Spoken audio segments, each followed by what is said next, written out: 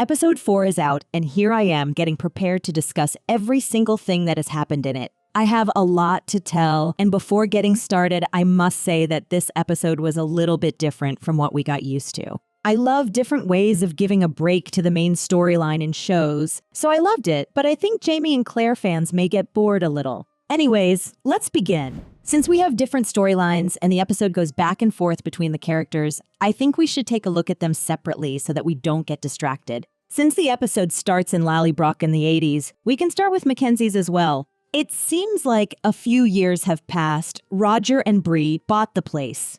Okay, this show goes really fast. I feel like I've missed something in between the episodes. We see Mandy is not a baby anymore and she causes trouble for Jemmy. I love mischievous kids on screen. They're the best. By the way, can I just say I love how Bree and Roger immediately transformed the entrance with beautiful flowers.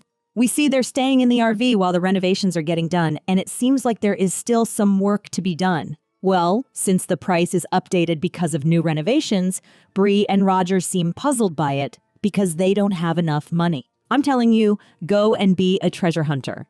I want to see them finding the lost Jacobite gold. Well, in fact, Roger finds the gold, at least a very small part of it. This was too easy, and I'm disappointed. I was mentally prepared for an adventure, but anyways, they once again decide not to talk to Jemmy about that. When will they change their minds? I don't think that will happen soon because we see Bree is in a job interview and sexism is all over the place. But our girl did her absolute best, and she got the job. But there is a problem, Roger. He seems not happy that she got the job, and he's uncomfortable about it because he thinks he should provide for his family.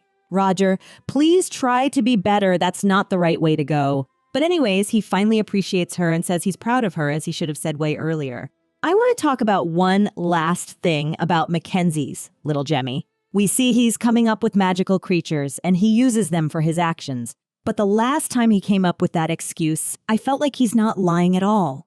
I don't think a creature asked for biscuits, but what I believe is Jemmy might have special powers, and we may see them in the future. What do you think? Moving forward, in this episode, we saw William a lot. The first time we see him in this episode, we see that he's celebrating his cousin's new mission and waiting for a mission himself. They seem to be enjoying their time together, but something horrible happens and one of the soldiers attacks a prostitute because she had the pox. William tries to prevent him from doing it, but he can't, and when he tries to put out the fire, we all know it's too late for the woman. As the other soldiers are just laughing at what happened, William loses it. We all knew that he's definitely better than them, and he doesn't belong there. But will he understand it anytime soon? I don't think so, because we see that William got appreciated because of his behavior earlier, and he's finally given a mission. He's an undercover messenger now, and his task is to go to the Great Dismal Swamp and deliver some letters to Samuel Cartwright, Henry Carver, and Joshua Harrington.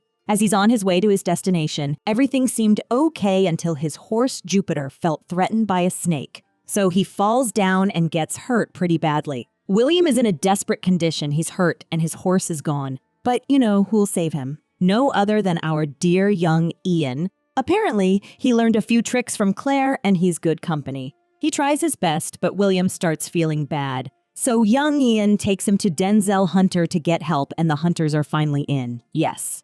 I can say that when young Ian saw Rachel for the first time, he immediately fell for her. Anyways, Rachel and Denzel take care of him, of course, but they decide to cut his arm.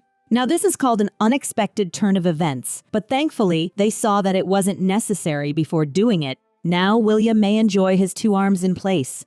After they make sure that William is doing fine, we see Rachel and young Ian having a small chat, and I definitely want to see more of that. On the other hand, I feel like William is about to fall for her, and I would hate to see it. I hope this is not the case. By the way, I want to talk about a particular scene of young Ian, then I'll completely focus on Jamie and Claire. Before young Ian separated from Jamie and Claire, he was with them, and they were camping. Everything seemed pretty okay until young Ian thinks someone else is there in the woods. He gets nervous because he thinks Archbug is after him. He strongly believes that Arch will hurt Jamie or Claire because Ian simply loves them. I feel for him, I do, but I don't think Arch would hurt Frasier's because he was determined to kill young Ian's future wife. And also, I think he holds no grudge against Jamie or Claire because he let them attend Merdina's funeral and even asked Claire to sing.